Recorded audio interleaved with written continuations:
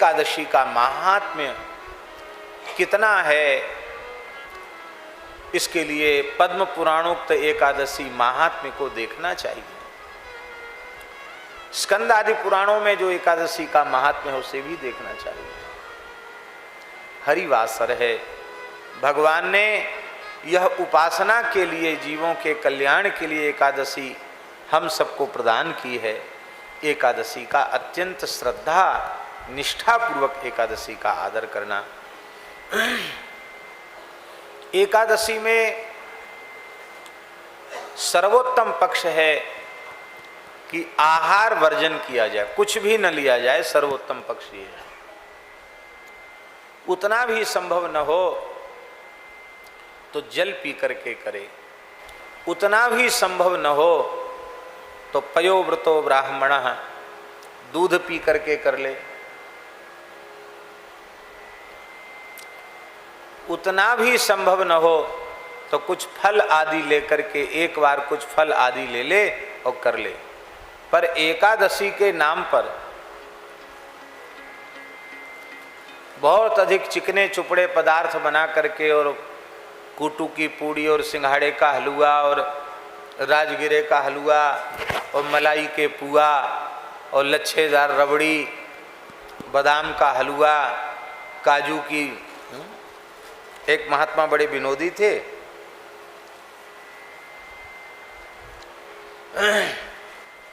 पूज्य श्री विपिन बिहारी दास जी महाराज। वो कहते थे कुछ नहीं, एकादशी है आज और खाना ही क्या है। विनोदी थे, इस प्रकार कहते, काजू का आटा का थोड़ा सा केला का, उसमें केला मिला करके उसका पूड़ी बना लिया, थोड़ा मेवा का साग बना लिया, और क्या है एकादशी है, थोड़ा रबड़ी ले लिया, और क्या है एकादशी है, थोड़ा मखाने का खीर बना लिया। ऐसे कह के 10-5 व्यंजन गिना देते थे। ऐसी एकादशी तो रोज आवे। तो एकादशी को बार बार आहार लेना या भरपेट फलाहार भी करना, यह उत्तम पक्ष नहीं है। उत्तम पक्ष तो यही है कि एकादशी एकादशी के जैसी होनी चाहिए। एकादशी ठीक से होगी तो एकादशी को रात्रि का जागरण होना चाहिए, और दिन में कई बार भोजन करने के बाद रात्रि जागरण संभव नहीं होगा। और कुछ खाओगे पियोगे नहीं, जागरण तो अपने आप हो जाएगा। पूछ लो, महाराज जी से पूछ लो, निर्जल एकादशी करने वालों का जागरण सहज हो जाता है, उनको अन्न नहीं तो आलस्य नहीं। स्कंद पुराण में प्रत्येक एकादशी को भगवान शालिग्राम के 4 प्रहर अभिषेक और 4 प्रहर तुलसी से अर्चन की विधि का वर्णन है।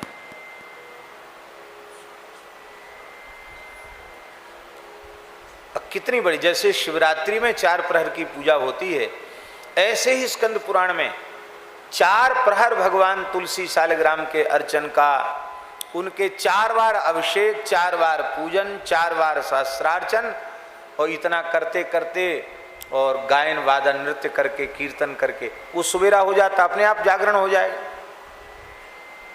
बहुत बड़ी महिमा है रात्रि जागरण की। कार्तिक मास में कम से कम तुलसी से अर्चन अवश्य करना चाहिए भगवान का, हो सके तो सहस्रार्चन नित्य करना चाहिए।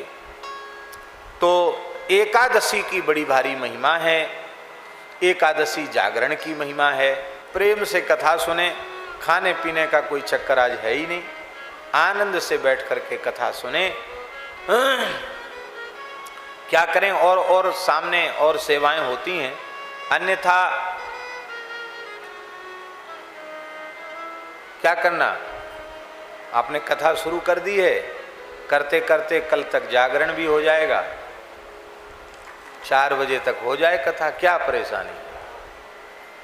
लेकिन नहीं, कलयुगी शरीर हैं हम लोगों के। दूसरे दिन से आप लोग लंबी दंडवत कर लेंगे, बोले भैया वहाँ तो जाने ही खतरे से खाली नहीं, इसलिए कोई बात नहीं। पर आज एकादशी है, हो सकता है कि कुछ थोड़ा समय अधिक हो जाए, तो उसमें कोई आप लोग घबराना नहीं। और जिसको जहाँ जाना हो आवश्यक सेवा के निमित्त, वो प्रसन्नता पूर्वक प्रस्थान करें, किसी को मनाही नहीं है। जितनी देर बैठ सकें सहज उतनी देर बैठें, कथा सुने, बाकी आप लोग स्वतंत्र हैं। राम कृष्ण की प्यारी गैया सारे जग की माता है। राम कृष्ण की प्यारी